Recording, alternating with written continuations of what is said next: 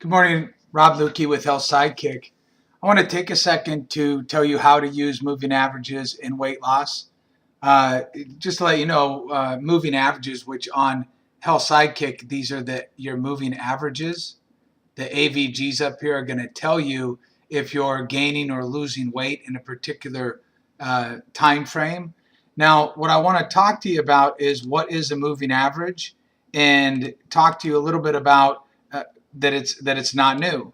I mean, moving averages, when you look at, for example, a moving average, what you'll notice is that moving averages are used throughout the world when it comes to whether you're talking about the finance markets, whether you're talking about health, any type of actuaries, any type of thing that it has to do with trying to analyze what is going to happen in the future. Moving averages are typically being used. And they're being used because they're a good way to smooth out data. So what is a moving average? Here we are on the chalkboard. And what you'll notice is that what I say is that we're going to just, by definition, we're going to do a 2-day moving average, okay? This is day 1 and day 2. So this whole thing is going to equal 2 days. So what that means is that we're going to say that on day 1, we ate 2,000 calories. On day 2, we ate 1,800 calories. Now what we want to do is we want to figure out how many calories we averaged over those 2 days. We do that as we take the total number of calories eaten, which is 2,000 plus 8, which is 3,800 calories, right? Excuse my writing. Would be 3,800 calories divided by 2, okay, is going to equal a total of 1,900 calories, right? That's how many calories we ate average over those two days. So 1,900 is our AVG. Now, why moving averages are being used is because there's so many fluctuations, whether you're talking about financial markets. I'm surprised they're not used more in the health industry, but in our fluctuations, our day-to-day weigh-ins, they're significant. What we want to try to find out, so many people sit there and go, I want to tell me what kind of foods to lose 20 pounds in 20 days. That's a valuable question to maybe figure out, and Health Sidekick can help you do that, and we'll do it automatically for you. But one of the other things that you might want to consider is how many calories you can eat. What's the max number of calories you can eat and not gain any weight?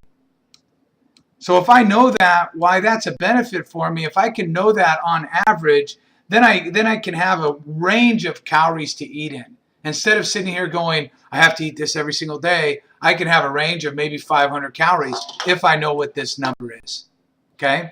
And how we figure out that number and how we get it down to where we can tell within 50 calories is we focus on these AVGs. Health Sidekick, when we talk about telling you how many calories you can eat, we use we use moving averages to come up with a calculation that is specific to you. It's not general in terms. So let's get back to this. So we have 2 days equals 3,800. That was 1,900 calories on average that I ate. My 2-day moving average is 1,900 calories. Now the next question I want to know is, what does that equal to weight loss for me? Let's assume that 1,900 calories equaled 0 weight gain, right? So 1,900 calories equaled 0 weight gain. I didn't gain any weight at all. Okay. So in that thought process, when I sit here and I go, okay, I didn't gain any weight, plus 0. Now I know within that 2-day moving average that if I were to eat a total of 1,900 calories on average, I could make the assumption that over the next 2 days, so over the next 2 days following, if I equal 1,900 calories on average, I shouldn't gain any weight. Okay, if I average that out. And what I'll tell you is that why that's a benefit is because anything underneath that, it would obviously, you're losing weight on a more rapid pace. But one of the things that people don't realize is majority of people, because they're so specifically focused on I got to eat this way because I'm trying to lose this quickly, don't give themselves that leeway to understand what is my weight loss zone. And this is what we talk about on Health Sidekick, and that we obviously automatically tell you that if you can stay in your zone, we call it the green zone, but if you call it whatever you want, if you call it stay in your weight loss zone, you're going to continue to progress to your goals. You get the control to decide how fast you want to progress to those. So let's take a look real quick at an example of my moving averages, and I'll show you how to read them. Now, Health Sidekick will take on just to let you know, on these moving averages, Health Sidekick will go ahead and tell you whether or not you're in your weight loss zone or not in your weight loss zone. Now, if you want to lose more weight, obviously that's going to be up to you how fast you want to lose it, but it will at least tell you if you're in your weight loss zone or not. If you want to get more specific about losing a particular amount, you go to goals, and Health Sidekick will calculate that for you based on the food you're eating. But getting back to the AVGs, so over this last 14 days, on average, I consumed almost 2,000 calories, 1,958 calories. I burned on a daily basis 342. I had a net caloric intake of 1,616. Now, obviously, the spiritual and mental, we believe, has a significant impact, but we don't have to talk about that right at this point, although you should consider that as part of your calculation. So on average, I ate 1,616 net calories. Now, I can go and take a look at this and say, what's my weight loss zone? My weight loss zone, here's my 30-day moving average. I lost weight at 1,600 calories, okay? So now I know that somewhere between 1,600 and 1,616, I'm in my weight loss zone. I would say that's pretty specific, right? Somewhere between 1,602 and 1,616, I'm in my weight loss zone. I'm losing weight at that point. Not a lot, but I'm losing weight.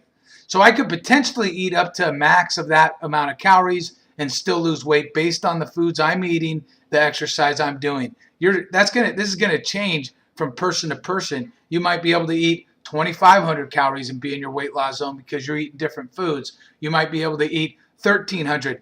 The point is Health Sidekick will tell you that. You won't have to figure it out yourself.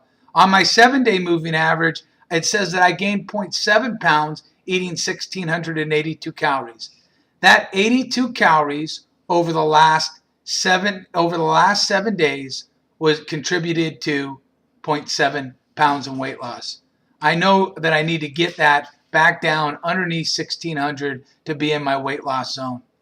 I hope this helps. It's real important to focus on your AVGs. And if I want to lose weight quicker, obviously I can go ahead and eat less calories. But there's going to be days that you want to eat more. There's going to be days that you want to eat less. And there's going to be days, guess what, that we all eat a lot of calories. As long as you put it into the software, it will average it out, and it's going to tell you whether or not you're in your weight loss zone or your weight gain zone. And it'll go ahead and give you that information that you can then deal with and decide what you want to do from there, from either some mental activity, spiritual activity, getting out and doing some physical activity. Hope this helps.